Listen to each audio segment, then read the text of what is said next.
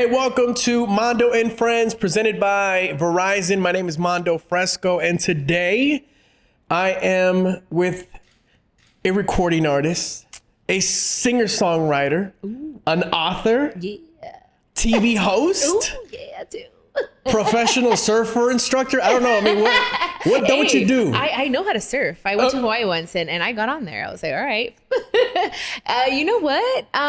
Yeah. See, that worries me though, because people are like, okay, if you do too much, like, are you ever good at just one thing? You know what I mean? But I think that you could do a lot and still, be good at everything. That sounds a little conceited, huh, guys? Damn. No, it doesn't. Or convinced, no. No, Chiquis, we're really happy, first and foremost that you're in the building with us, and Thank you. You're I'm on excited. Mando and Friends. We see you putting in the work that you do, and I think people see you. They see you come from a family that has been in entertainment. Yeah. And they think, they may think. I think most people just assume that it just you doing what you do just comes with the territory. Right? Like having a family that's in entertainment, but like you grind, you work hard. I work, and I'm something that I could say that I got from my grandparents. Me inculcaron trabajar since I can remember. My grandpa till this day gets up at 5 a.m. Like he goes, sometimes even 4, he goes and runs on the beach. And then he comes home, gets ready. He's at the office like by 7, 8 o'clock. Like he's just that man. So it's something that my mom had and I saw, and I grew up in my grandparents' house. So it's something that just comes natural. I love to work. It keeps me sane. Yeah. Like I feel like the more my mind is busy, the less time I have to think about BS. You know what I mean? Yeah. Like, and with everything that's going on in the world, everything that I've been through, like it's easy, especially after like 2020, you know what I mean? Like we can fall into depression and anxiety, and so working has really helped me. It's my outlet for sure. Yeah. What do you do to take care of your mental health? I meditate. I read a lot of books. I like to read. Like, I'm not the type of person that reads a book from the beginning to the end. Okay. It's very rare when I do that, but I'm more of a skimmer, and like I'm more of like devotionals and stuff like that. So that's helped me. Working out too. Of course, obviously I want to look better physically, but more than anything, it helps me mentally. Like it helps me just relax, and it gives me, I don't know. I mean, I just feel better. So there's different things, but for sure meditation, prayer has helped me through a lot. I don't know what I would do without my faith, to be honest. On your IG bio, you have spiritual gangster. Yeah. Talk to me about spiritual gangster. What is that about? This is something that people have asked me and I haven't talked about enough. And thank you for asking me. So basically, like I was raised in a Christian home. We were Catholic and then we became Christian. And I would go to church with my grandma, like literally Wednesday, Friday, Sunday. So I was kind of like a Bible thumper for a long time. So I was more religious. And in church, it's kind of like you can't wear certain things. You can't cuss. You can't drink. You shouldn't listen to worldly music. And I just felt confined, and for a long time. And I felt like, I'm a bad person if I listen to rap. You know what I mean? Yeah. So I feel like, who are these people to say, because the religious people, should I say, to tell me that I can't cuss, that I can't twerk? Because I like to twerk. And you can tell me God doesn't love me because I shake. Like, that's crazy. So I'm like, I'm a spiritual gangster then. Like I go to church and I do my thing too. Like on Friday, I'll go out, and then on Sunday I'll be at church. Like what's wrong with that? Nothing's wrong. You know what? Right? It's like, it's our relationship with God. Being a spirit, sometimes I like to twerk too, it's 2022. We should twerk together, Men can do it too, right? Yes, exactly. I agree. I'm more of a spiritual twerker, though. A spiritual twerker. Gangster. See, I could be a G. See, that's the thing. Like I've learned that I can speak my mind, and I'll tell you what I feel, and I'm gonna be straight up about it. And it doesn't make me a bad person. For a long time, I was like a people pleaser, and I've learned throughout the years and the hard way that it's better to just be honest, and instead of lying your way through things just to get people's approval. You know what I mean? So that's part of kind of like, it all kind of comes in one, the whole spiritual gangster thing. How did you, I guess, stop or learn to not be a people pleaser? Because that's hard. That's hard. That's hard to break. Yeah, it's definitely hard to break. I think it happened. I'm not even gonna lie, like 5 years ago, I think, barely. Wow. And in the beginning of my music career, I wanted to please other people. I wanted to do what I, quote unquote, should be doing. Yeah. And then until I started learning, like, this is what I gotta do what I want to do. Like, I need to be happy. I'm the one that's gonna, have to go on stage. So it's taken me a while. But I think more than anything, it was, I read this thing once and it said, we have to learn to say no to people in order to say yes to ourselves. Like what I do now is I ask myself, I'm like, do I have peace with this right now, with this decision? And if the answer is no, then like, I don't, it's like this, I don't know. I don't even know how to explain what peace feels like, but you just know. Yeah. And I've learned to be like, no, it's okay to say no sometimes. Like, no, I don't feel comfortable with that. Or no, I don't agree with that. And it just takes, I think, maturity, and it takes time. It takes time. But even sometimes I still find myself kind of going backpedaling right. a little bit. That's what I was going to ask you. Like, is it gone, or does it sometimes like create? Because like I'm a people pleaser myself, and sometimes as minimal as, hey, my family's going to have a carne asada, and my mom calls me and she's like, hey, come by. Now I feel pressured to go. Yeah. Right? And it's like, I love my parents. Of course. But if I'm not feeling well, or I'm tired, or I have like work or something, I'm like stressing out because no quiero quedar mal. Exactly. Right? And I feel I get not that they give me a guilt trip, but I feel guilty. Yeah. Right? And I think that goes back to being a people pleaser. For sure. So I'm still going through it myself. For sure. And me too. There are times I can probably say that I'm like, I don't know, like 80% over it. There's that percentage where I'm just like, dang, like I still struggle with it a little bit. And I have to remind myself. Yeah, you have to remind yourself. It's, life is just, it's a journey. We're evolving creatures, and we, every day we're changing. And if we're not changing, there's something wrong with us. I feel like we should be changing. Yeah, for sure. But I still struggle with it, for sure. I do. We often hear people talk about artists like, oh, I miss the old blank, right? Do you get that? I do. As an artist? I have. Yeah. Yeah. Yeah. And what is that as an artist? What does that make you feel? You know what? I think it's hurt me more from people that like were in my life, for instance. You know what I mean? Like old friends were like, oh, I liked you better when you weren't this or that, and I'm just like, that in the beginning hurt me. I was like, what? Like, have I really changed? Like, you know what I mean? Like, I think me calaba más eso. Yeah. And now I get it a little bit when it comes to my music, but I think that because I've been so adamant about wanting to better it and still stay in the line of music that I'm in, but try new things, I get it, but not as much. I get it sometimes from fans that started with me from the beginning, and I'm not as available. You know what I mean? I don't respond the way I used to respond. And it's not because I don't want to, and I'm glad we're talking about it. It's just sometimes you run into negative comments. Yeah. People talking, you know?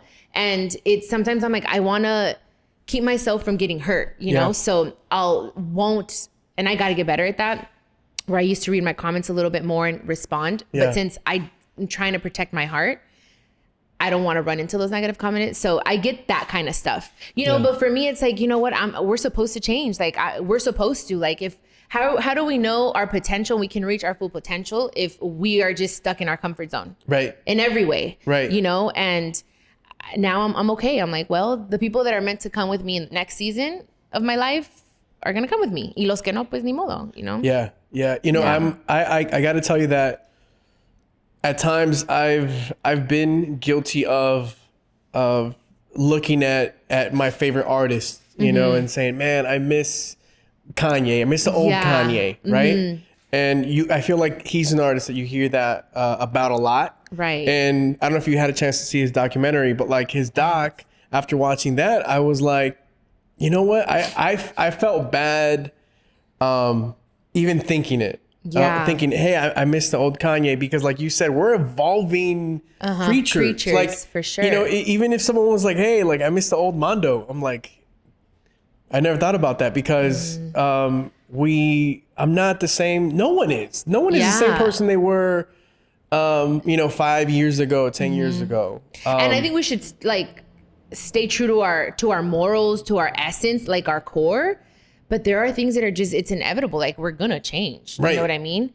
But that's crazy that you say that about like his documentary. Like I didn't watch it all. I haven't finished it, but it really inspired me. Like the fact that documenting all that and seeing like, dude, at the end of the day, yeah, maybe his music has changed and stuff like that, but he's still the same person, like in his heart. Like he's always been different. Yeah. You know what I mean? So I'm like, dang, like I'm glad we're able to see this because I was like you. Yep. I'm not gonna lie. I was like, dude, his first album was this, it was awesome. Like why have things changed? But then you learn to just grow with your artist. You have to. Yeah, you have to. And you're like, okay, cool. I can listen to that and I can get used to this, you know? Right. And now I love all his stuff, to be honest. I think he's a genius. People forget, I agree with you. People forget that musicians and artists, that people are in the public eye are real people, right? Like they forget that. It's like we change. How do we expect for, someone like Kanye, since we're talking about him, to stay the same for the last like 15 plus years? Right. It's tough, especially in the industry. The industry can be somewhat of a dark place. Yeah. And that's why like I'm very compassionate about people like Britney Spears, like that have had like Mariah Carey, like that have had those moments, their meltdowns, even Will Smith right now. Like we don't know what's going on. Like I'm very careful with criticizing because I'm like, dude, it's tough being in this position and I'm not even at that level. They're world international. You know what I mean? Yeah. So it's just, I think remembering que somos hechos de carne y hueso. Like we have feelings, we have thoughts, we go through a lot. Like not only in our personal lives, but the exterior world also affects us. And someone's always has an opinion. Yep. It's like, we can't make a mistake because it's like, you got to watch. And it's just that causes a lot of mental turmoil, if you let it.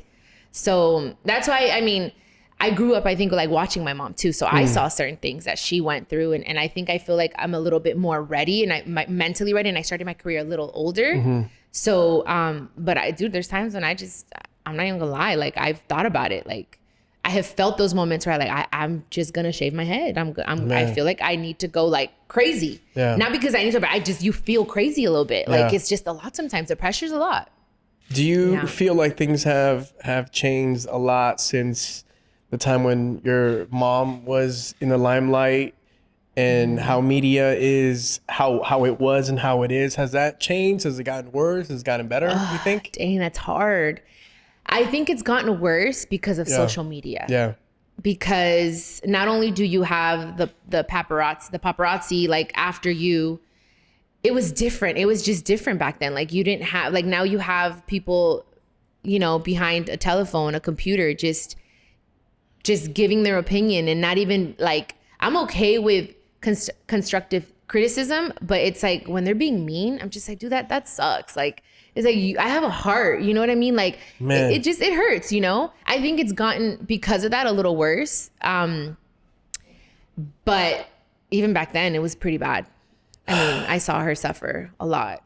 I have to share this with you. I was watching, Spanish programming. Yeah. And I saw you were on, but it was like paparazzi style. Yeah. And someone walks up with an iPhone, I think. And they start talking to you and they start recording you. I think you were coming out of a restaurant or something. And the type of, and how they come towards you, how they speak to you, it bothered me so much. It bothered me so much. And I'm thinking like, do people like not realize that like that you're just you're a real person, right? Like te hablan como que no sé. Les debo algo. Like right. You owe me. Like yeah. Like and they don't like kind of like respect personal space. No respect. Yeah. And it's like, dude, like how? Why? Like what kind of that definitely speaks more about them than you, obviously. But I was bugging out, Chiquis. Yeah. I was like, I can't believe this is you know, the I don't even say media because I'm in media too, but like it's just a different world. The paparazzi, the paparazzi world, and they're vicious because they're all trying. The crazy thing is that a part of me understands. I'm like, that's their job. That's their bread and butter. Like that's how they feed their family. Yeah. Is it okay? No, I don't think it's. I wouldn't want to have that job, but what if I had to? I don't know. So I still put myself in their shoes, you know, but I'm just like, dude, like if you were to come at me in a different way, you know what I mean? Like if you were to approach me, I'd probably want to talk to you, you know what I mean? But they're in your face. They're not like, you're in a hurry. They're not respecting. And the questions that they ask, dude, is just like, I'm like, come on. Yo, like, I was pissed for you. I'm just like, dude, I don't know. Sometimes I want to give them the finger. Both of them. It takes a lot, yeah, I'm sure. It does. Both of them. To not. I'm sure you're like borrowing fingers, like, hey man, like, can you help me out here? Let's all just like throw it up. I was gonna say something that's gonna sound really weird, but never mind. I was like, let's do them, but no, I mean like I swear I was like, might as well just say it, F it. But I mean the middle fingers. Yeah, you know, so how do you, what goes through your mind for you to stay in peace in that moment? Because it just feels like it's they're trying to gaslight you, right? A ver, como, let's see how she reacts. Exactly. I almost feel like they're trying to not point, like they're trying to press any button and see which one works. You know what I mean? Like, so that, and that's the thing, like in those moments, I'm like, I just literally take a deep breath and I'm like, I know what they want is to see a different side of me, you know, and what stays in the back of my mind is I'm not going to give them that gratification. Right. Que me saquen de mis, I don't know what the word is, but like, de mis casillas or something like that. I think that's how my grandma says it. But like, yeah, like I it's hard. Sometimes it is difficult. Now I try to avoid them. Now I've learned to avoid them after a while. Now I'm like, okay, like even at the airport, like I've got little tricks now, you know, but cause it's like, it's not that I don't want to talk to them. It's just no se puede hablar con ellos, you know, but I'm like, I'm not going to give them the gratification of, you know, making me upset. And then they're going to use that, you know, like, oh, she snapped at us or whatever. Cause what they want is drama, you know? Right. So how do you deal with the bullying that comes from being in the public eye? Not just like with pops, but like with social media too. You know, it's taken some time to just know who I am. And by the way, I'm gonna interrupt you because real quick, I'm asking you this because there's people who are dealing with this that are in high school. Yeah. They're dealing with bullying, you know, so you know maybe they can you know, catch you know, a tip from how you do it. Yeah, that's something that I'm an advocate about. Like, I want to find a way to help with this situation because cyberbullying has become this crazy thing. Yeah. And to the point where a lot of people are taking their own lives because they can't handle it, you know, and I totally get it. Like I've been dealing with it since I started my career, you know, because of things that were said that weren't true.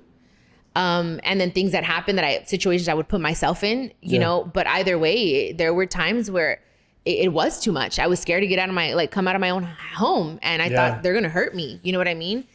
But with time, I've learned and I've looked at other people, like people that I admire, like their social media and people that I think are beautiful and physically beautiful and super talented. And it's a part of this. Like I've learned that there are people that are just unhappy with their lives because, and I always say this, like a person that is absolutely happy and content with their life and too busy, they don't have time to talk crap on social media. You know, so I'm like, how am I going to take what this person is saying? Because you're not busy enough. Like, you know what I mean? Like you're talking crap, you need to find something to do because, you know, when you're busy, you don't have time for that. Right. You know, when you're focused on, you're on a higher frequency, like, you know what I mean? You don't have time, you don't have the energy for that. Yeah. So I've learned to understand that no soy la primera, no soy la última, no soy la única, and even beautiful women, you know, because that's one thing that they've talked about me is my weight. You know what I mean? Like, oh, you should be a lot thinner because you're on TV and this and that. I'm like, dude, who are you to, you know? But still, la delgadita, estás muy flaca. And I'm just like, dude, people are never happy. Never. So I'm just like, you know what?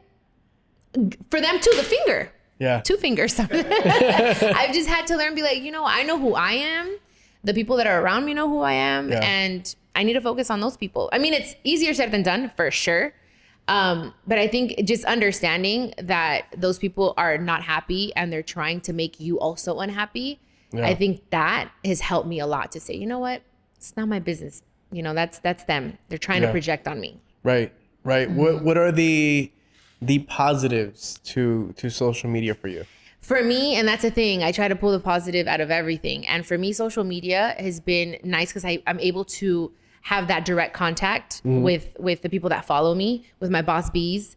And I can express myself and share. I feel like it's a platform where I can share the things that I love. I can share positive quotes, my favorite things, you know, and without because especially after everything that's happened with COVID or whatever, like it made things really difficult, but that was an outlet for me. You know what I mean? Social media, doing TikToks, like stuff like that. It just kept me busy and it kept me like, oh, I'm still in the world sort of thing. So for me, it's more than anything, it's being able to DM with the people that follow me, even if they're in like another part of the country, you know, or in Mexico. And that makes me feel close to them. It makes me feel like their messages have helped me as well, like through tough times where it's like, Chiquis, you're doing a good job. Like, keep it up, stuff like that. Yeah. When it comes to the pandemic, like post-pandemic, is there something that you feel changed inside of you? Ooh.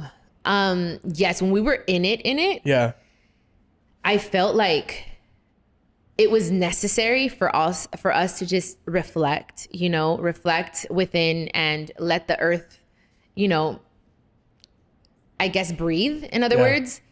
And it did it changed me. It helped me. Now I'm more grateful. Now I feel like I can look back and say, dang, life was so different before this. Like I took it for granted. Yeah. Right? Like I feel like in a way we're a little tied up. Like we're a little like confined, and it kind of, you know, it makes me miss like when I see videos and I'm like, dang, you could totally tell that was way before masks and all this stuff. And it just helped me I need to appreciate the moment a little more, you know? Do you miss quarantine a little bit or never?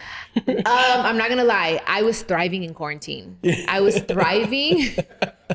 I was resting and I didn't even know I needed to rest. I was cooking. I looked better. I felt better. I was working out every single day. There was nothing else to do. Yeah. So I was cooking up a storm, inventing stuff.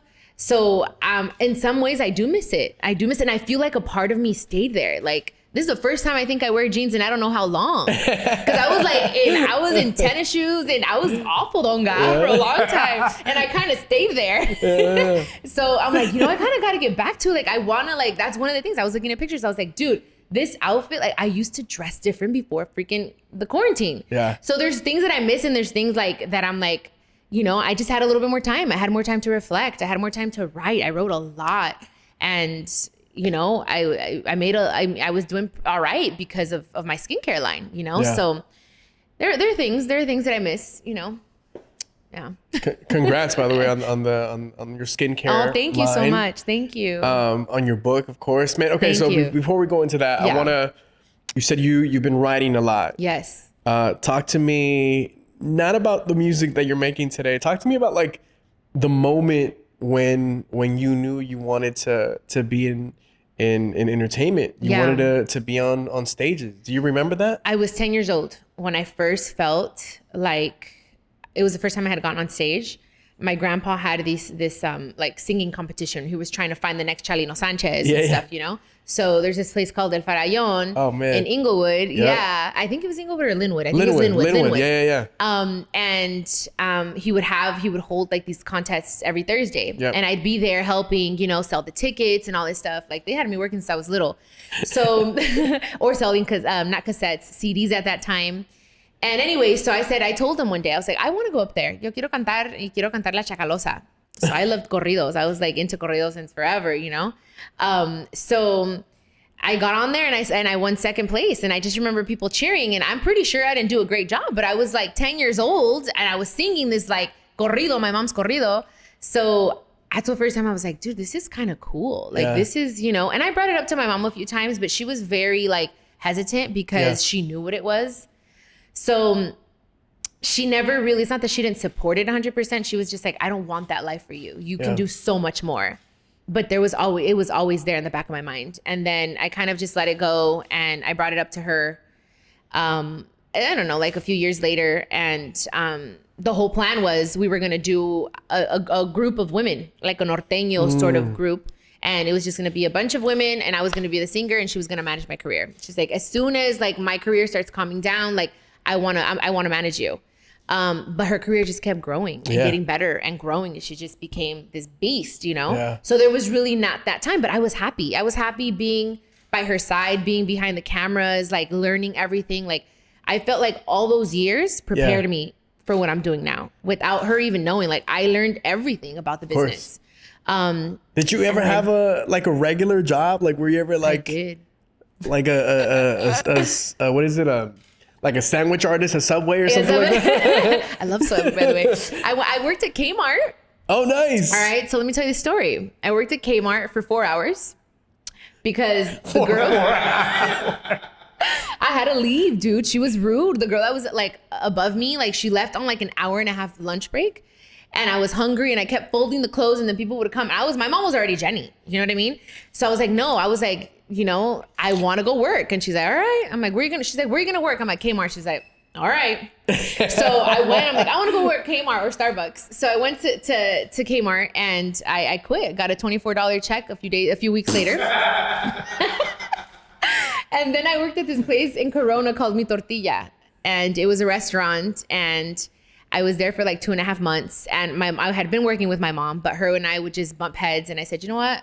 I'm gonna go work somewhere else. And she's like, all right. It was another moment. She's like, like she knew you'll be back. Yeah, yeah. And I was like, and because she told me that, I was like, no, I'm gonna make this work. I'm gonna make this work. And I'd come home and I'd look at my checks. I'm like, dang. But I was happy, you know? And then she's like, come work for me. I'll pay you more. I'll pay you this. And she's like, come on.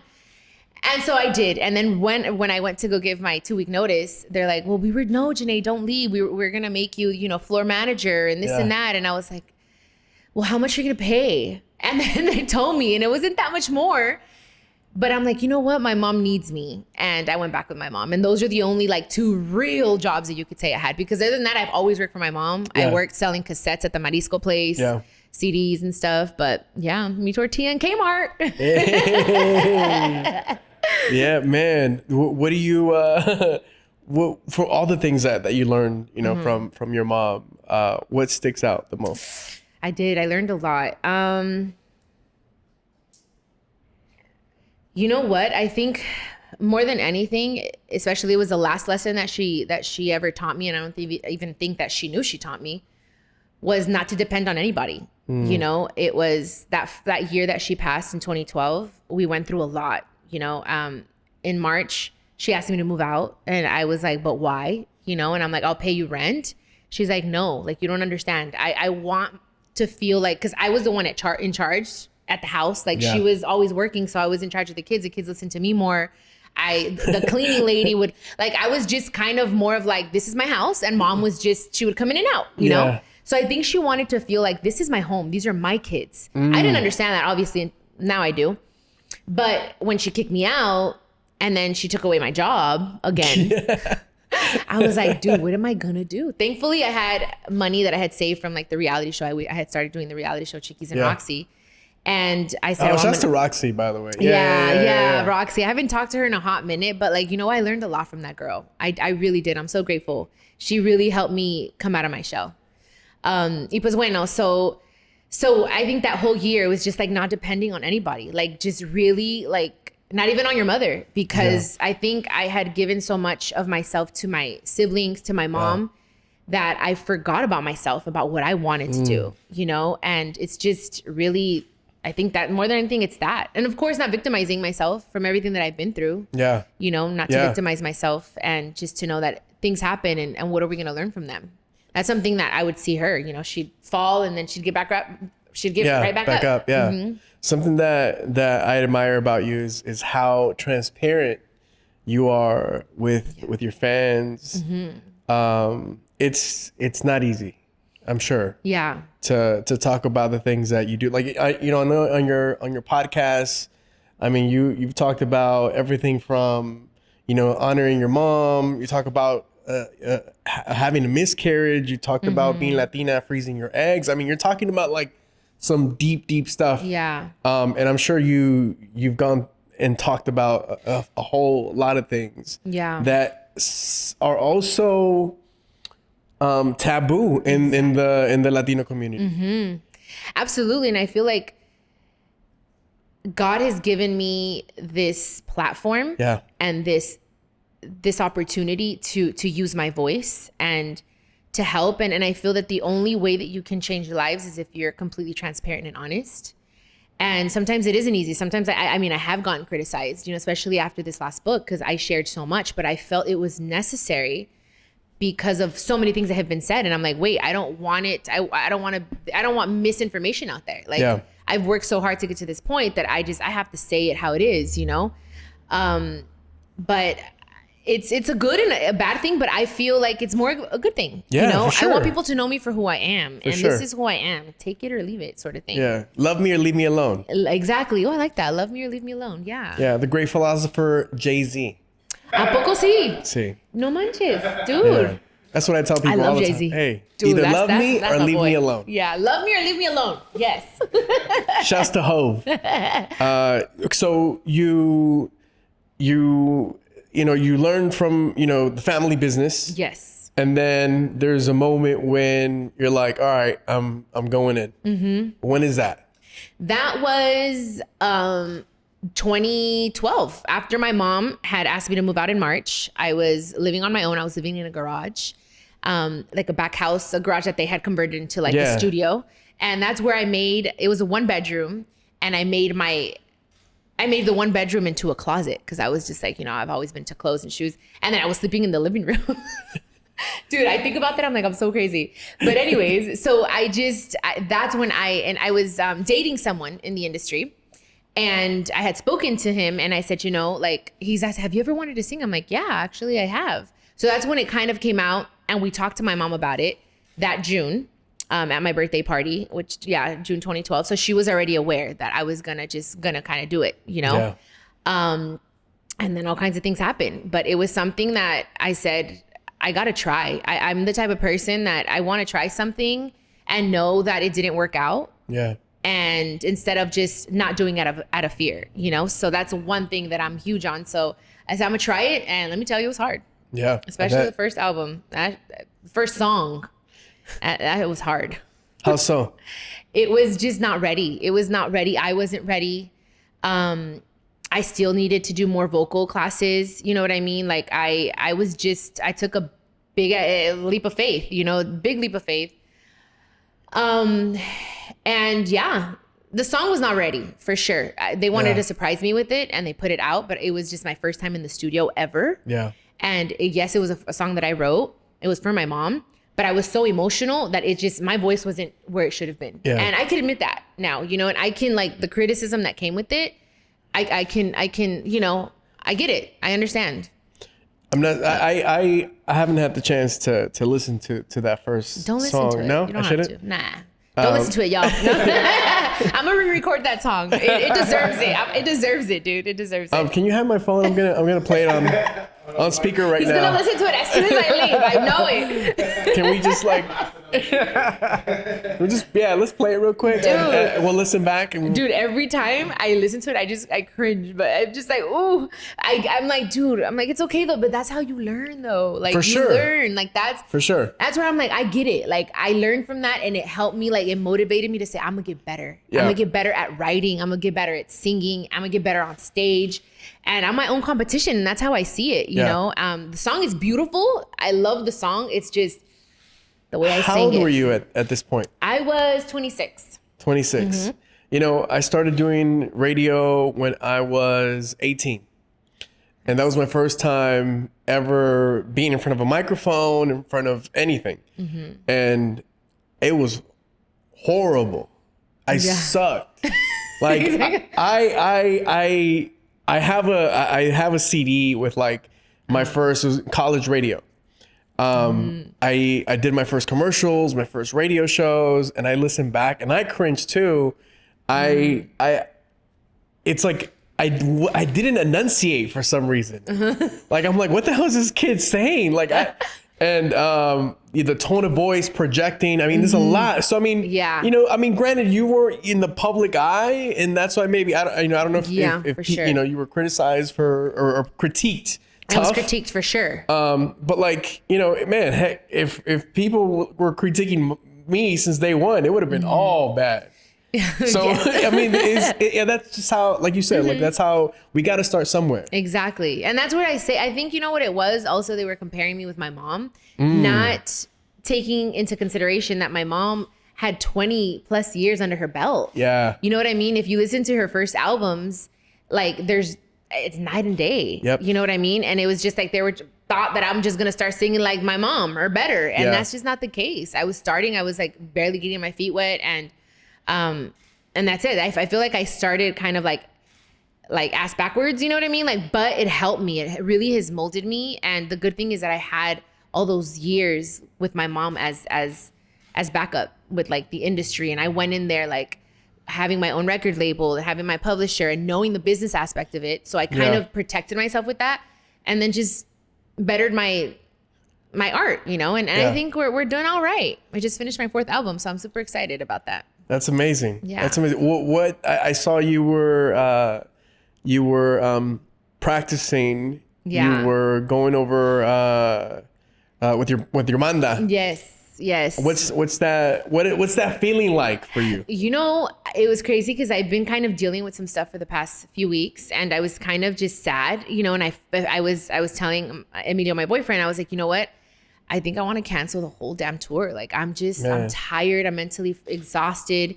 And when I went out there to Brownsville, we were in Texas, because that's where my banda's from. That's where Fred's from. Oh, nice. Our DP. And you know what? Brownsville has a lot of good food, dude. Yeah. I was like, it's cool. I saw you. He showed me that video of you practicing down there. Like, tell her bring tacos. Yeah. Dude, the meat out there, delicious. Don't even get him started. Don't get him started. He'll go talk. They don't understand. Yeah. I keep telling them about tacos and Brownsville and all that stuff. They're really good.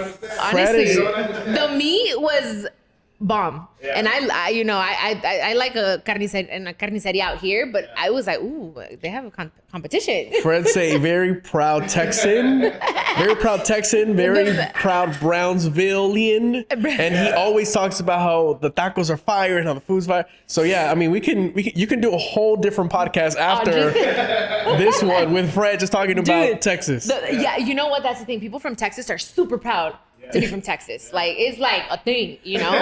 But Brownsville, I'm gonna tell you, it was chill. I had a good time.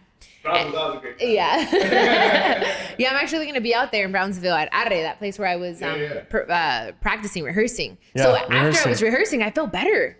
I felt like, I feel happy. Like, I feel like, yes, you know what? It's gonna be all right. Like, it's just, I swear, music is a therapy, dude. Like, it's helped me so much, and it just reminded me, like, I'm here for a reason. It's you know? healing. It's healing. Yeah. Exactly.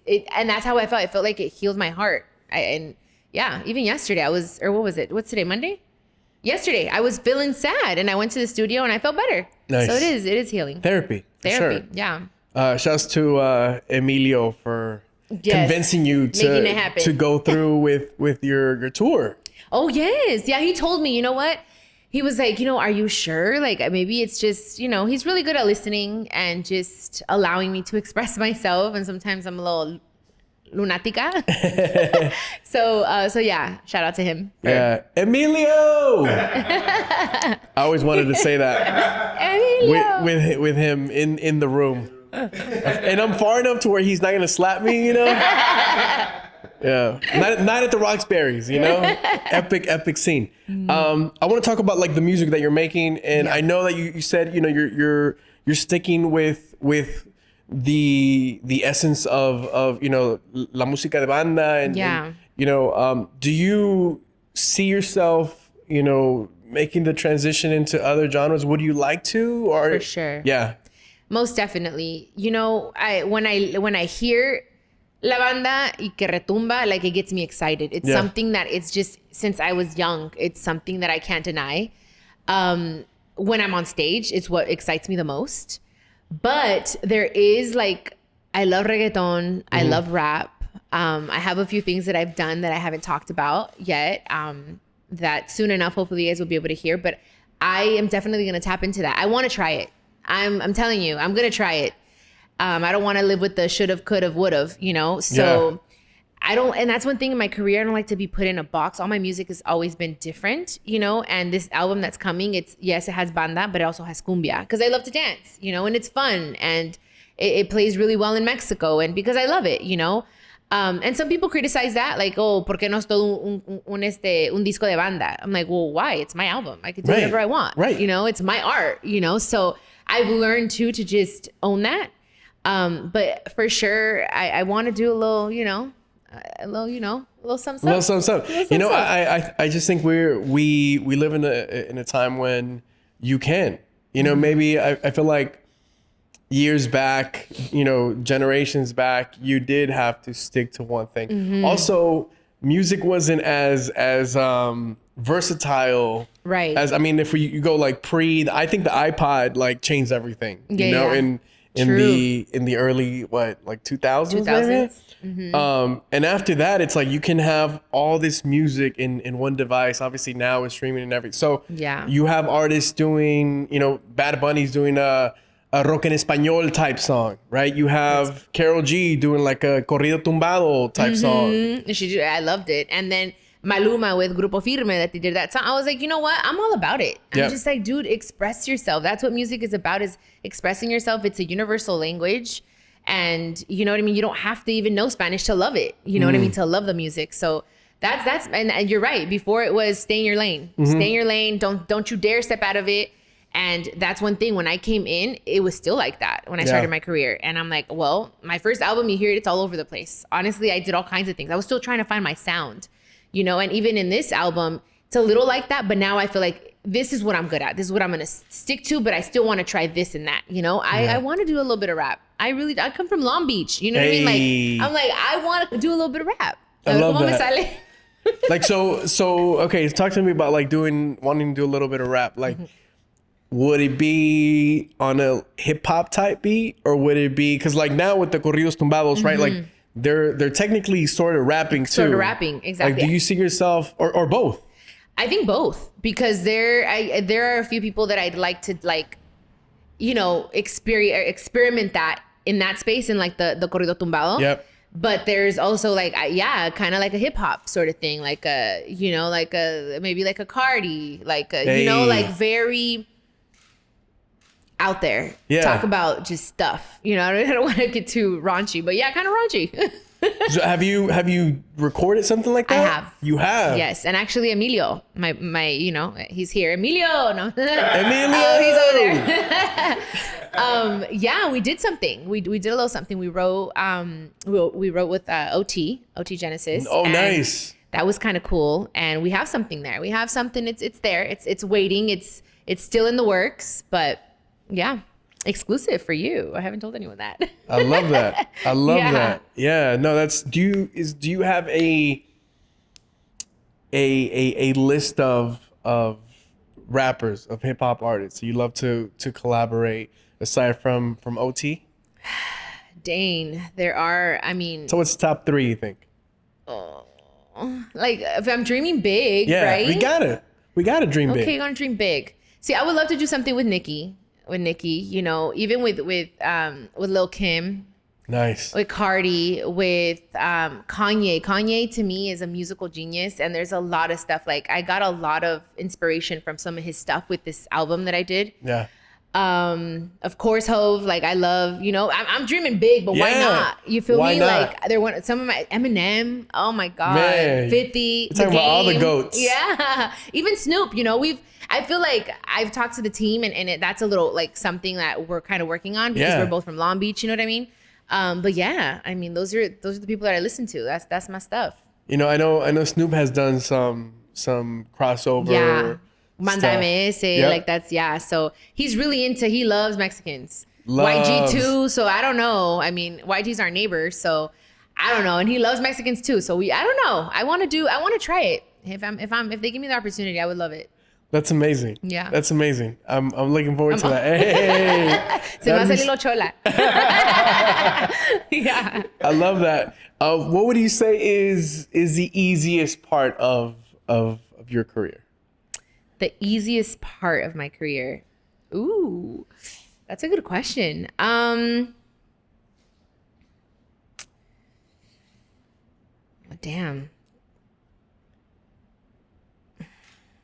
Easiest.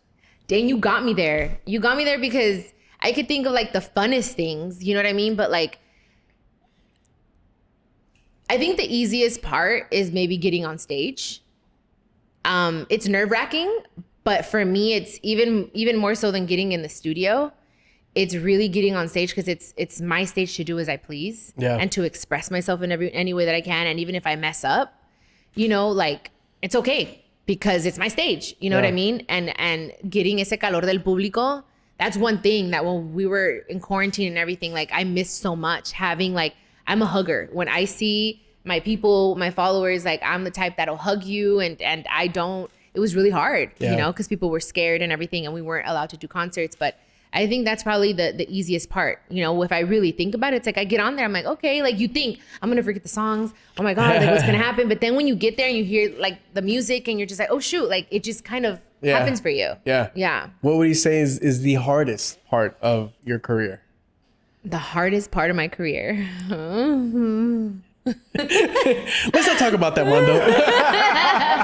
Well, I think the hardest part, there are a lot of challenging. The most challenging is, I think, especially in the genre that I'm in, is letting your voice be heard in this genre because it's so male dominated. I think that's where it's like, it's challenging. It's just like, dude, there's so much female talent out there, you know, and we get so much freaking criticism. It's crazy, even from men. Like, what are you doing singing that song? Who do you think you are? Like, it's kind of like bandas para los machos, bandas para los hombres. And it's like, why though? Like, I think that for me has been the most challenging because it's like, there's only one woman. And it's like, it's only, and Jenny Rivera, no one's ever going to get to that. But it's like, Jenny Rivera is Jenny Rivera. Juan Gabriel is Juan Gabriel. Selena, Selena. Like, no one's ever going to take their place. We're just trying to do our own thing, you know, but we're always constantly being compared. And I think that's where it's like, ugh.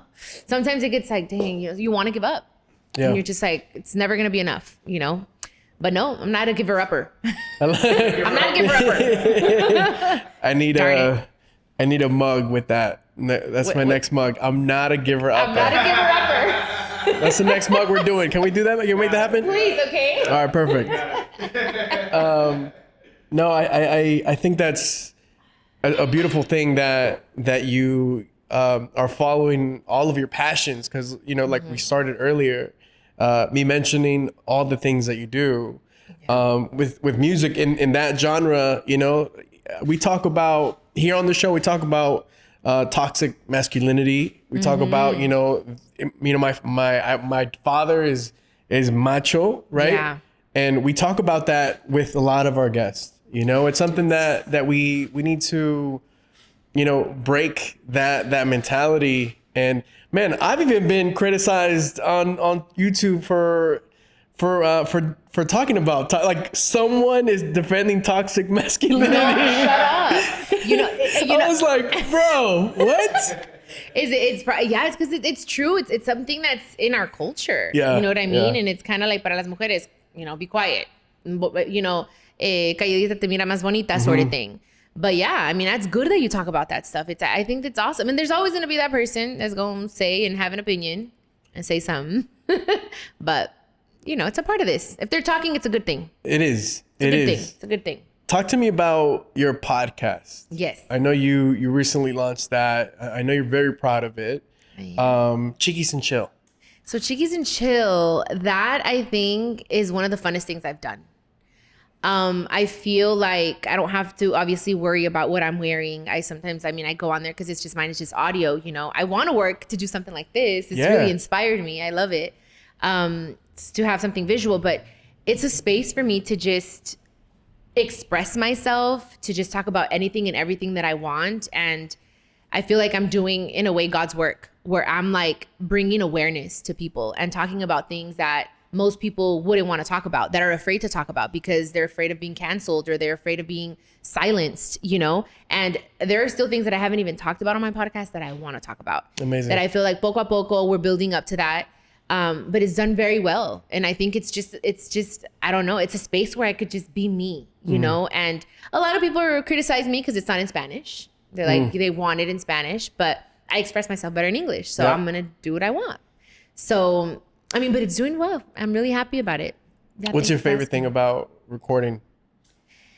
I think more than anything, it's being able to be in the comfort of my home and being literally in my robe and not have to worry about, you know, getting ready or whatever, but also being able to speak to real human beings and get down and to the nitty gritty of stuff and tell them like this, I want to talk about, are you down? Like, you know, that has been so nice as I've learned through the people that have been on my podcast too. So it's good. I love to learn. I love to just, you know, I thrive on that. I thrive on knowledge and learning more. And it's been wonderful. I tried to do the show with a robe too, but the guys, Why not? the guys didn't let me. They're like, bro, come on, man. Go change, bro. Go do something. I was like, all right, man. So dejé las pantuflas allá afuera. Yeah. Talk to me about Unstoppable. Yes. You know, we mentioned the book a little bit ago. Dang. Okay, so that's my second memoir. My first one is Forgiveness. And I think people forgot that I wrote another book because this one's like, oh my God, how could she talk about her life? And it's just like, dude, I've been doing this forever. Like, I was in reality for 10 years, you know, and you're exposing your life. Yep. That's what it is. So why is it so weird that I'm writing certain things in this book? You know, I got a lot of really good feedback. I think the first week was tough because of course some media talked mess about it and were talking and kind of just taking things out of context. I was like, dude, just listen and just read it. Yeah. But then I went on my book tour and the comments I was getting from people was like, thank you so much, Chiquis. You've inspired me. You talk about things that I've gone through and thank you. So that kind of just put me back in a good place. And I think it was necessary. I think I feel much better emotionally after I wrote that book. I feel like I wrote it, I closed those chapters of my life and it's there and I don't have to worry about it anymore. Because for a long time, as I was writing it, there were things that I wanted to clear up in my personal life and stuff like that I think como que I felt suppressed emotionally. So after that, I was like, well, here it is, you know, read it if you want. And now I could just honestly say, read my book. It's there. I don't have to talk about it anymore. You know what I mean? Yeah. Like certain things, you know, but it's a memoir, but in there, like I have affirmations, I have reflections, like I'm all about, I want you guys to learn through my experiences. Yeah. So I did it. We were bestsellers, so it was cool on a couple lists. You know? I mean, just a bestseller. No yeah, big but I put it deal. on my vision board. You guys, vision boards work. I'm telling you, like, I have had a vision board for years, and everything that I put on my vision board, like, thank God, ahí vamos, poco a poco, they have come true. I think it's just mental. It's looking at every day, and it's like, I'm going to get that. I got that. Thank you. Like, you tell the universe, thank you. And, dude, I had it there. I was like, I want to be a bestseller. Pues, gracias a Dios y gracias a la gente que compró el libro, you know, we were able to do that. But how do you get from point A to point B? So point A being, you're thinking about writing a book. Point B being a bestseller. How do you get from point A to point B? You know what? It's first of all having the idea. Like right now I already have the idea for the next one. And it's just you start writing it like in your notes. I started just writing desahogándome in like my phone, like my notes, any chance that I got, like when I was flying, when I had a moment alone, I would even record voice notes and just save them. And so I wouldn't forget about the things that I wanted to talk about. And I have a book agent. So she hooked me up with Atria. You know, there's so many different publishers out there. And sometimes you can even do it yourself. I looked into like honestly doing this one by myself. And it was going to be, it's not that expensive to publish a book actually. But then, you know, it was a blessing that Atria picked me up. And then after you finish it, like it takes a while though. It took 2 years to write it, 2 years to finish it. And then you go in and you add things and you remove things. And then you have a lawyer or 2 lawyers that are like, okay, don't say this because it's going to get you in trouble. Let's change this word. One little word can make a huge difference. Wow. So that's important, editing, you guys, the editing part. But thank God I had a really good team with that. So I could have got myself into some stuff. Yeah. What have you learned from your first book to writing your second one? You know, with my first book, I felt like it was very, very necessary because there was like this big black cloud over me. And I felt like I need to talk about this whole chisme that was going around, you know? And I was like, I'm going to clear it up here. And it made me feel so much better. I think with this second book, what I've learned is like, I felt like, okay, cool. it's going to be just that again. But it wasn't. Things have changed. And I don't know. It kind of left in a weird way, like not a sour taste in my mouth. I don't want to say that, but it kind of, I don't know if I want to write another memoir, to be honest, you know? I feel like if I write another book, it's going to be something more aspirational. Like a knock-knock joke book? Like maybe? a knock-knock joke. Yeah, something exactly. Lighter? Like something lighter. The crazy thing about that is that I've always wanted to do a children's book. Like, you know what I mean? That would be cool. I'm like, you know what? Like, I'm done. There's no need. Who says me. you can't though, right? But, yeah, like No, the children's book. The children's book, yeah. right? Yeah, even if I don't have kids of my own yet, like I love kids and I would love, like I have this whole idea for it already and I think I'm gonna do it. You know, I think I want to do something like that, something more light, to be honest, like for sure. That's what I learned. Like, okay, we did that. Yeah. Now something, let's line up the mood. You know what I mean? Yeah. So yeah.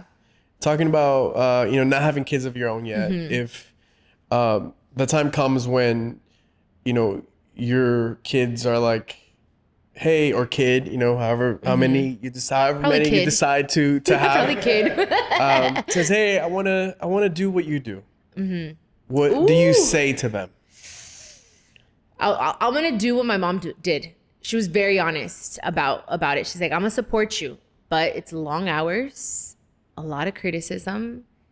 Like everything that she told me, it's true. It's did you believe it when she told you? I did, but I didn't think it was that bad. I'm like, it's not that bad. And now I'm like, dang, Mom, like you were right. You were absolutely right. Like, I get it. Like, it is male dominated. There's a lot of criticism from even people in the industry, other people that you would think would support you. They're son tus colegas and they have something to say, something negative. So like, I get it. And I think I would tell my child, like, look, I'm gonna support you. I'm gonna help you out. Like, that's what I do with my brother. He's kind of like my son, Johnny's 21, but like, I basically helped raise him. And when he came to me, he says, I want to sing. And I'm like, okay. You need to go to class. I want you to learn an instrument. Like, I want you to be better. Like, I don't know how to play an instrument. I wish I did. It just gives you, it kind of levels you up, I feel, Yeah. So I'm like, okay, you can do it, but this, and that. And I've supported him. I supported him with his first 2 songs that he recorded. But it's just knowing you got to be ready, emotionally ready. You have to be emotionally ready for this because, like I always say, have a soft heart, but a hard shell. Don't ever lose your essence and lose the person that you are. Pero ponte fuerte. You have to have some tough skin. Yeah. Some thick skin. Yeah. When it comes to young talent, I'm sure it's really tough to be young and to be in the industry like like your brother. Is there young talent in the scene now that you're like, hey, this person's killing it? Yes. Yaritza. Is that, yes, I don't know if you guys have heard of her. I don't know her last name right now, but her song went crazy on TikTok, and I had been seeing her way before she blew up. Like, her song is at #1 right now, and she's 15, I think. Something. Wow. She's very young, and she's doing it. And I just posted her because I was like, dude, this is amazing. She's #1 above like all Latin, and it's our music. Es un corrido tumbado, se puede decir, you know? So I'm really, that makes me happy. It's like, you know what I mean? Like, I see other people thriving, and it's like, dude, that's great, but yeah, that's, I mean, for sure. And then there's a lot of people. There's even Marca MP, like, that I think is great. Baby Keem, that just won a freaking Grammy. Guys, he's young apparently. I think and he's amazing, dude. He's a genius. Like, him and Kendrick, they're some of my favorite. But yeah, I mean, this 15-year-old girl, she's doing it. Yeah. She's kicking everyone's butt right now. I know Angela Aguilar. Angela, dude. Is killing That's another one. Oh my God, I can't believe it's I love Angela. Angela is doing her thing. She's 18 years old. She can sing her butt off, and she's been singing since she was like this little. Her dad has been very, like, he's strict with them. He has done a great job with his children. I think they're great stage presence, and then he's, you know, they've watched their father, and then that's their mentor. So I think it's amazing that they have him that's guiding them, and then their mom that you know, Leonardo's her brother, he also sings amazing.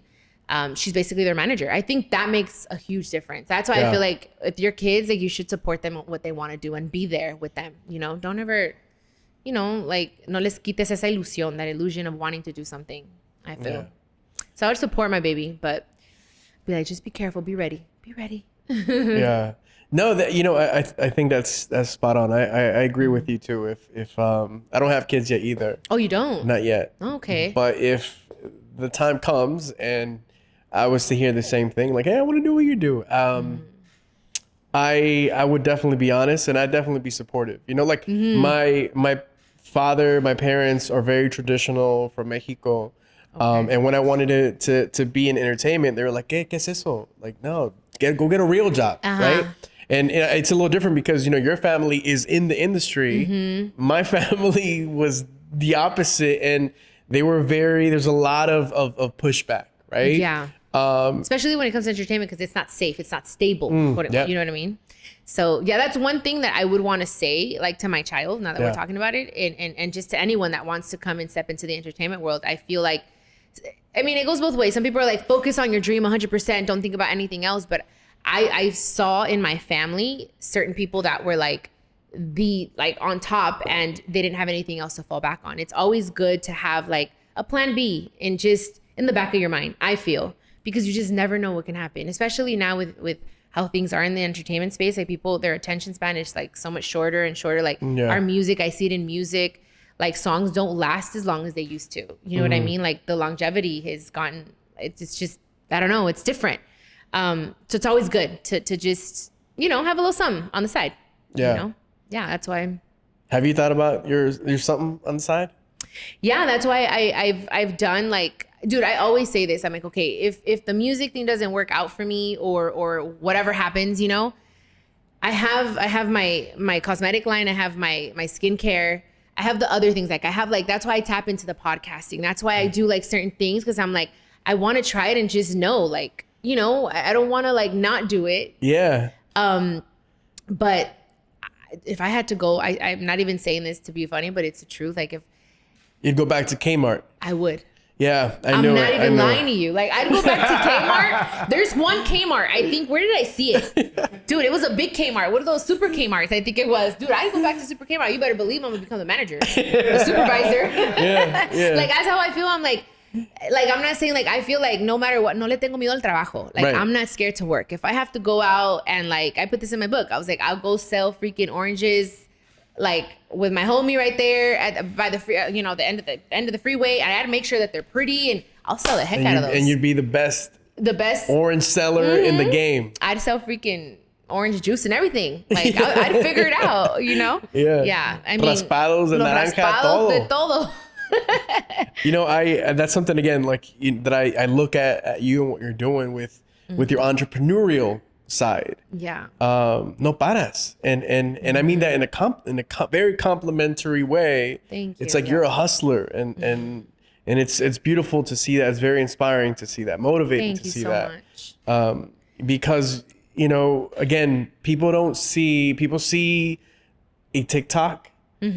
And they see you enjoying life, maybe on vacay, but they don't know everything that had to happen for you to squeeze in to do a little TikTok, for you to squeeze in a little bit of time to go on vacation. Yeah. Because it's tough. Yeah, absolutely. And those TikToks, let me tell you, they're hard. They're time consuming. Like, that's a whole job in itself. And that's why, like, I see a lot of TikToks. I'm like, dude, like, that's awesome. You know, do your thing.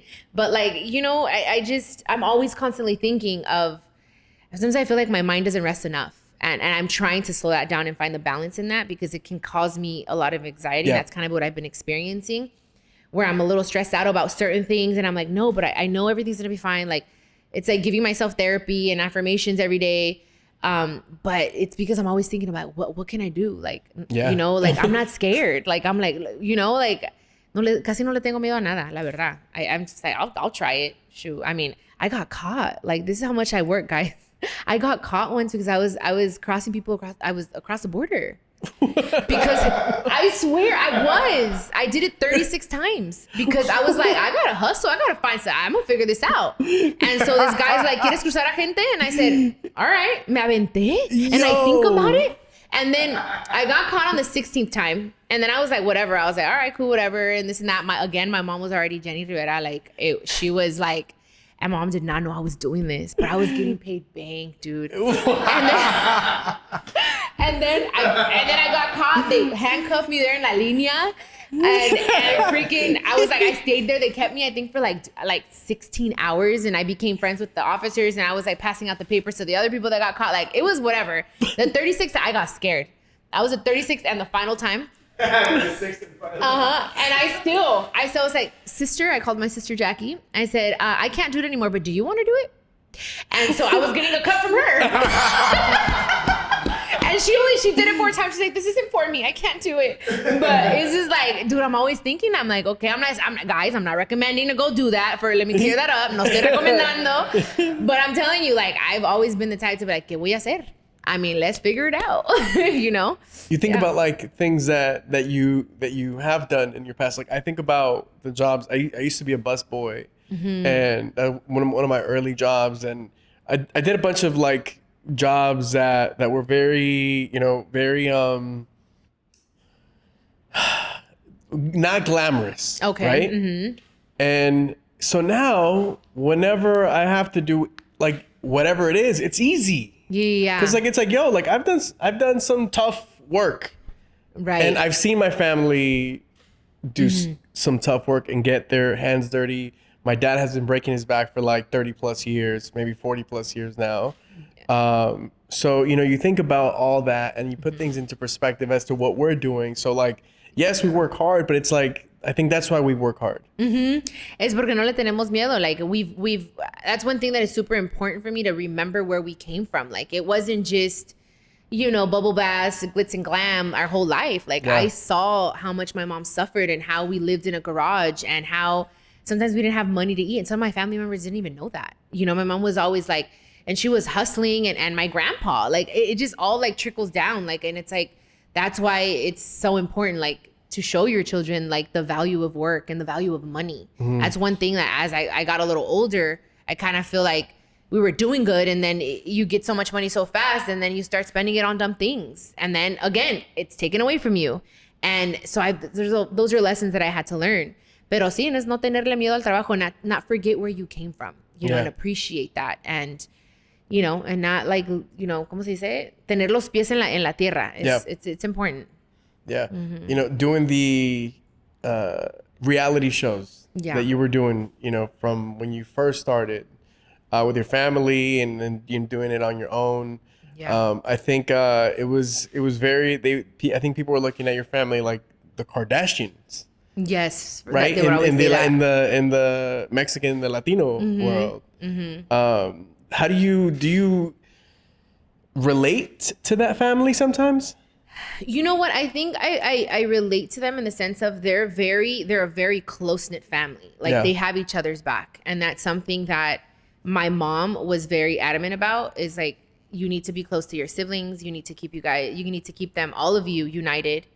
And I see that, and they're very hardworking, like I give it to them. And I feel like that's how my family is. I'm very proud to see Jenica, who was the shyest out of all of us and didn't want to be in front of the camera, to now she's blossoming. Like she's doing her thing. She's an influencer. She's a plus size model. Like she's gorgeous. My sister Jackie doing her thing. Like, so in that sense, I'm like, and we all support each other. I think that's beautiful. Like, no hay celo, why be jealous of each other? It's like, let's support each other and show people that, my mom is no longer here, but we're still representing her legacy. And I know that that's the most important thing to her, and for a long time, they'd be like, oh, Chiquis, you're the Mexican Kim Kardashian. And, and like now they call Jenica the Kylie because, she's going to be the first billionaire, no sé qué tanto.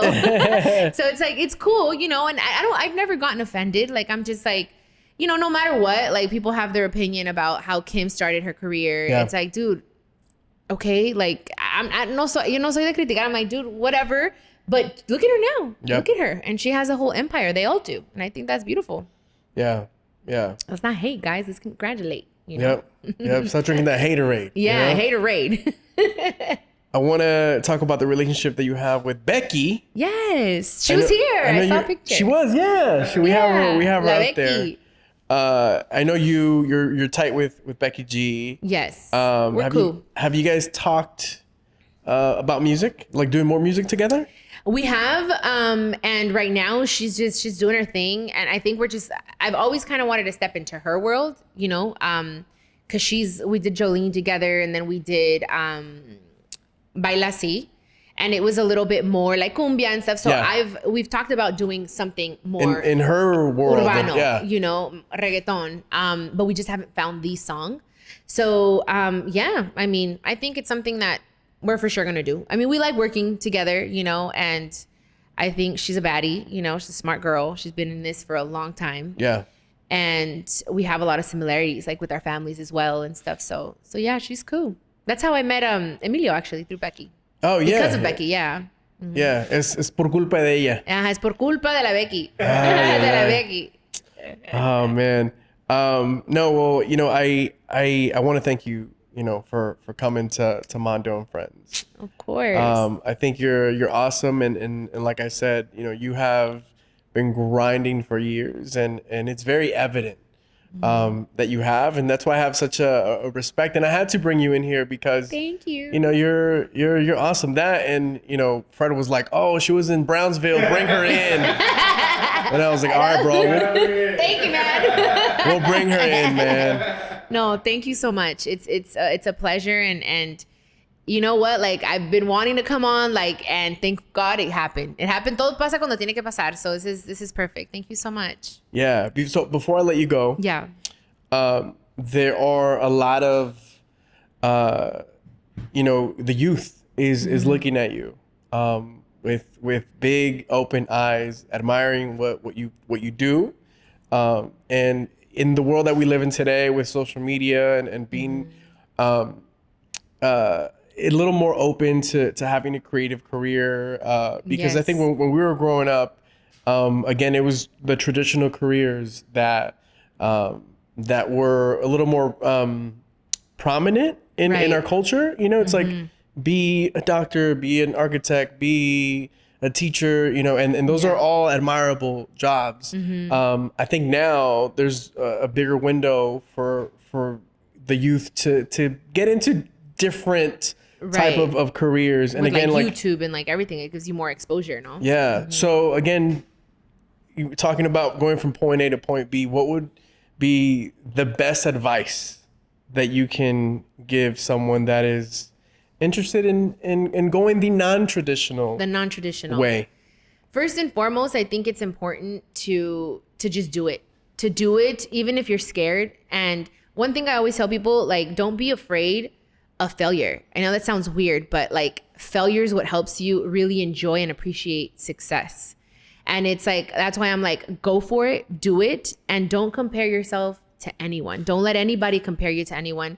You're your own competition. Stay focused on what you're doing, because I think that when you start looking at, oh, what's that person doing? And that person's doing it better than me. Like, you lose focus on what you can do better and reaching your full potential. So that's the best advice I can give anybody, is just take a leap of faith and just do it. Like, try it. Because I'd rather live, I did it, it didn't work out, versus I never did it because van a decir esto or because I was scared. It's just, and you never know, puede pegar, especially when you have passion, discipline, like that's what it takes, and you work hard for it, and you never stop learning your craft. I think that is another thing. Like, whatever you're into, keep learning more and more about it. Like, search, there's videos on YouTube, there's books on whatever it is, like, you know what I mean? Like, learn and have that. Don't feel like, oh, I already learned what I had to learn. Like, no, there's always more to learn. You're never an expert. Exactly. You're never an expert. Yes. And you mentioned YouTube. Man, I learned so much on YouTube. On YouTube? Dude, yeah. Like,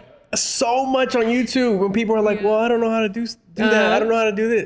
It's like, bro, just YouTube it. I love that. I love that. Before I let you go, we have rapid fire. Ooh, these ones. With okay. Chiquis. All right, cool. Ready? $1 million more or 1 million more followers? $1 million or a million or more. 1 million followers? $1 million. $1 $1 million? Yes. Because sometimes followers can be mean a little bit. But whatever God wants. But yeah, $1 million. Favorite Spanish word? I don't know. Cielo. Cielo. Cielo's a good one. That's what you call Emilio. Yes, mi amor. Cielo. Salsa or merengue? Merengue. Mariachi or norteño? Mando. Mariachi norteño. Okay, these are supposed to be fire questions, Janae. Okay, norteño. Favorite piece of tech that you use? Favorite piece of tech that you use? That I use. Could be your phone. Could be an My iPad. phone. Could be a laptop. No. Someone said it. I think Jenny69 said an air fryer. An air fryer. That I didn't expect. I swear I thought you were going to say something else. But yeah, my phone. Your phone. For sure. I'm not very techie, just my phone. Best song to play at a party? At a party, okay, Baila Si. That song it's fire. It's like, it takes you back. So yeah, Baila Si with Becky G, Thalia, Plain Skulls, and Chiquis. What's up? Play it at your next quinceañera. Yo, how was it working with Thalia though? It was cool. It was cool. That's kind of legendary. Yeah, it was awesome. She's great. Like she's cool. Like, I don't know. I mean, you hear so many different things, but with me and Becky, she was chill. I don't have any complaints. She was awesome. I think it's great. Tres Mexicanas on one track. I think that's awesome. That is dope. Greatest rapper of all time? Dang. Of all time. All right, I might get some crap for this. Dang, that sucks, guys.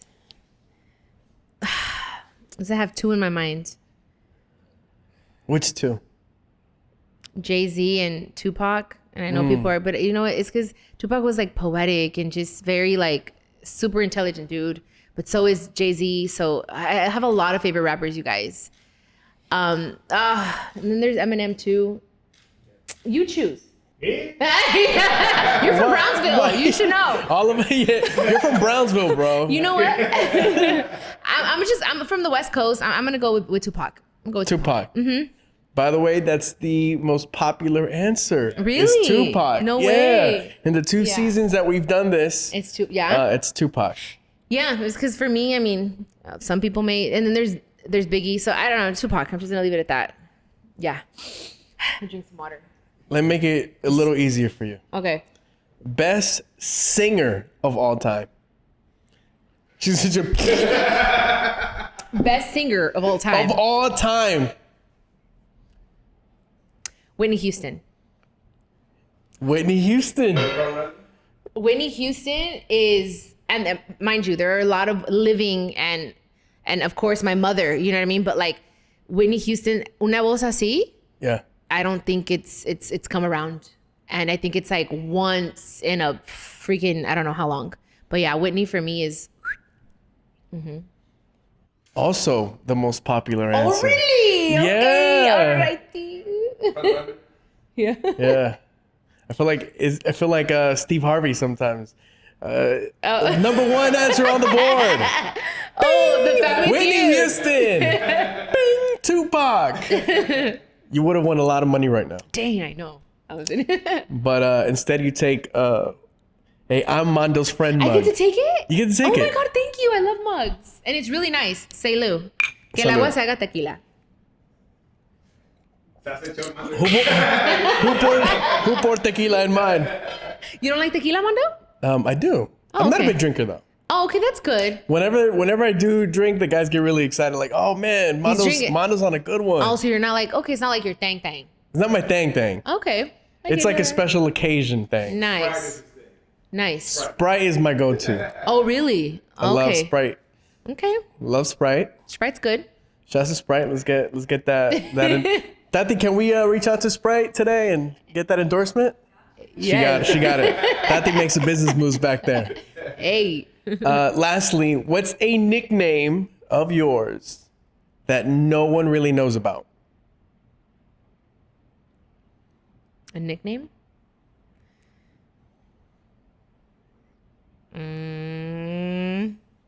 Well, no, they know about that one. Quismin. My mom used to call me Quismin. Maybe Chiquis Dracula. Chiquis Dracula. Chiqui Dracula. Yeah. Chiqui Dracula or Chiquis Dracula? Chiqui Dracula. Chiqui Dracula. Yes. Who calls you Chiqui Dracula? My mom did. Yeah. Yeah. She would call me Chiqui Dracula when she was like, kind of upset but not too mad. Yeah. Dracula. Or, yeah. That's the only one I can really think about. Yeah. Come on, you got. There's another one right there. I feel it. No. No, that's it. What does Emilio call you? My lover. That's what he calls me. So sweet. The your nickname of Chiquis is when you started to sing. Was that like the name that you knew, or were you gonna go with? Yeah, ever since, you know what, I never questioned it. I was like, it's gonna be Chiquis. Like, I never just Janae. Never Janae. I think if I were to do, I would like that if I did like a little bit more of the English side, like Janae. Like, I don't know. I think it'd be different. But yeah, Chiquis. It was from day one. I didn't have any doubts. I mean, that's something that they've been calling me since I was little, since I was born. Yeah. So it's like, some of my grandpa didn't know my name was Janae for a long time. Thought it was Chiquis. I swear. Who started you calling you Chiquis? Do you remember? My tío Juan. It was my tío Juan. There was this show called Chiquilladas. And he was 9, I think, when I was born or something like that. And he would just call me that, Chiqui, Chiqui, Chiqui. And then it just stayed. Because I think there was someone on that show called Chiquis, something like that. So he just called me Chiquis. Por chiquiada, por chiquita, Yeah. That's shout out to Tío Juan. Yeah, to my tío Juan. Shout out to him. Yeah. Well, Chiqui Dracula, I want to thank you so much for coming to Mando and Friends. This is your home whenever you want to come by. Thank you. I know you hang out in the Arts District. Awesome. Come through. We love to have you. Thank you. Thank you so much. It was great. And I had a good time. It wasn't that scary, guys. I don't know. I was so nervous. I was so nervous coming here. But thank you, Mando. It's I have nice. a scary face, I've been told. Yeah, a little bit. No, I'm just kidding. I don't wear a mask on Halloween. I just go out with a bag. No. I get all the candy. It was good times. Thank you so much. Thank you. Thank you. Thank you so much to Chiquis. And thank you so much for watching and listening to Mando and Friends presented by Verizon.